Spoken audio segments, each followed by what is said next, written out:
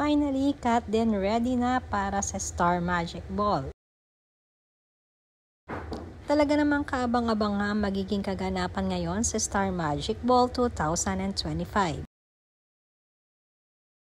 Dahil alam naman natin na isa ito sa pinaka-prestige na pinakakaabangan hindi lamang ng mga fans kundi maging ang mga premiadong artista ng ABS-CBN. But this time may sinasabing kakaiba daw di umano dahil parang Pinoy Big Brother collab at meron din ba tayong makikitang magpartner ng collaboration from ABS and GMA.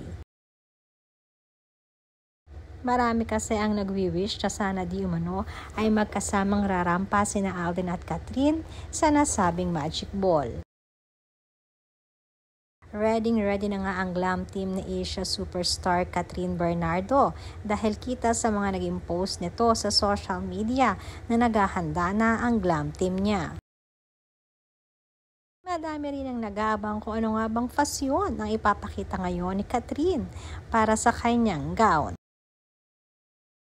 Dahil mapapansin natin na this time ay medyo daring na nga ang manamit ngayon si Kat i-compare natin before.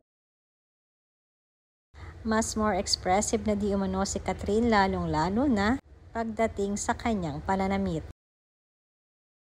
Sa ngayon ay nag-uumpisa nga magsidatingan ng iba't ibang artista ng ABS-CBN.